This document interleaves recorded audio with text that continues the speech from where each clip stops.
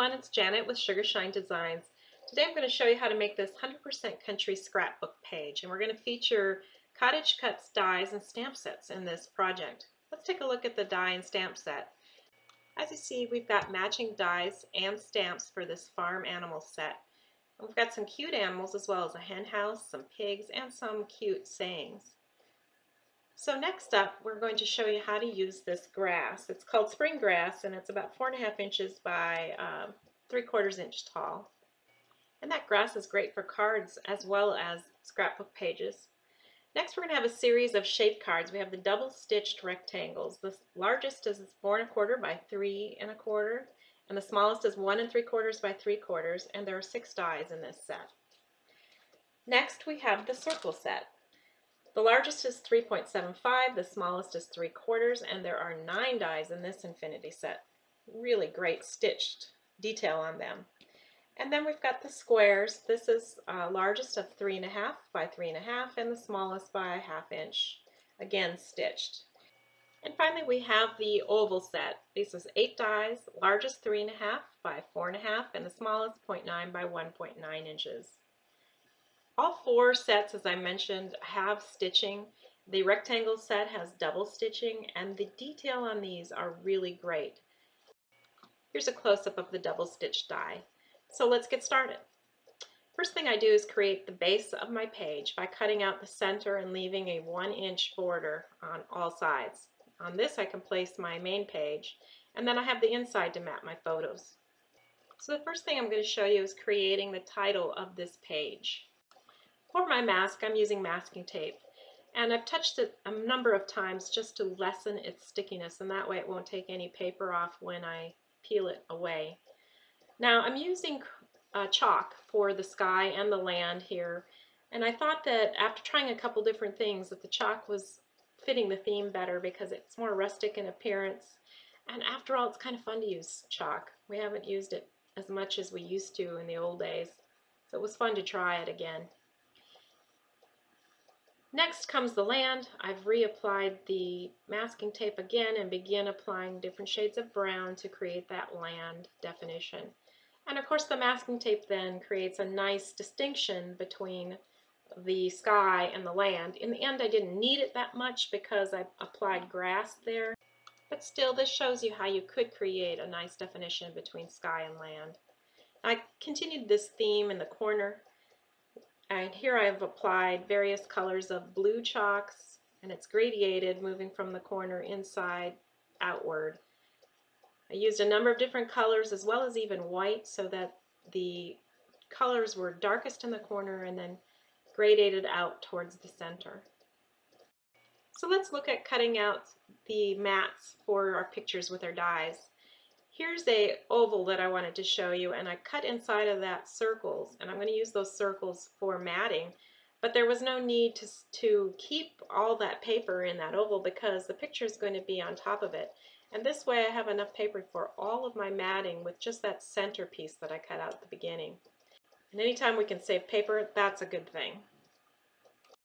So let's take a look at the sandwich we used to cut the dies.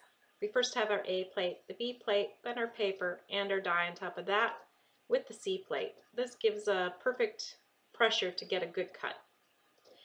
Now you'll notice that I'm offsetting my mats on my pictures, and this is a good tip when your pictures are similar in size to your mats. You can offset it and still get a nice matted look. I wanted to give you a quick look at how I colored my grass or shaded it. Just use a cosmetic sponge and distressed ink. This is mowed lawn. And I just get the tips and a little bit at the bottom, and that gives it some nice dimension. I like using sponges much better than anything else like this. I just get better control, and I like being closer to the work.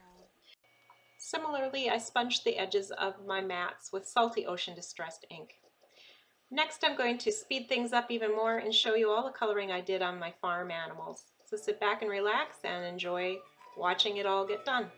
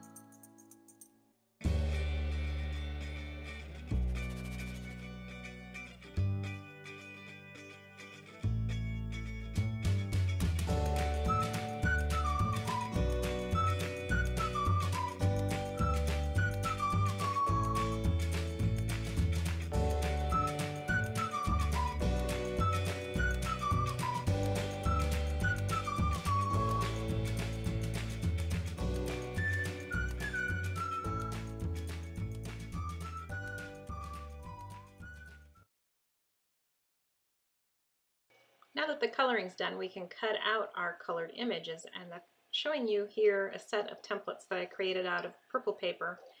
And these are something you should keep with your set so that you can use them time and time again. But what they serve to do is to help you make sure that the cuts you make with your die cuts are actually in the place that you want over your image. And therefore that means you're going to have fewer times that you make a mistake in your die cutting and then have to start over. And that's all good. So here I've got them all laid out, and I'm going to run it through the cutter.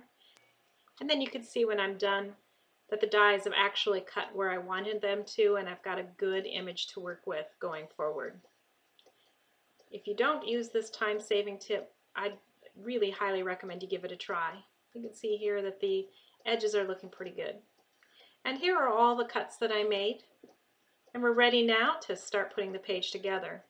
I decided to use 2 layers of grass here that just gave it some more dimension, and I turned up the edges of the grass so that it also had more fringing and more realistic appearance. And then I started to tuck my animals in at the top.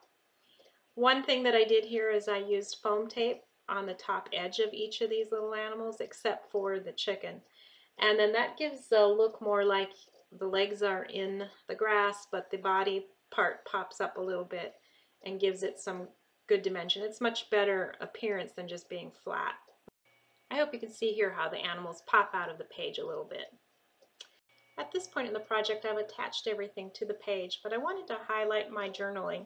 I used the circle frame to highlight my journaling, and I thought that worked really well here. Also, I wanted to take a deeper look at a frame that I created with a rectangle and an oval. Just another great way to get more use out of your dies. And then the last touch was the henhouse and chicks. I really liked how that turned out. Aren't they cute? All that's left to do is attach the page to the frame using glue. And that's my project for today. I hope I've given you some great ideas about how to use your dies on your scrapbook pages. You'll find the links to all the great CottageCutz dies I used in my video description. I'll see you soon, but until then, keep crafting!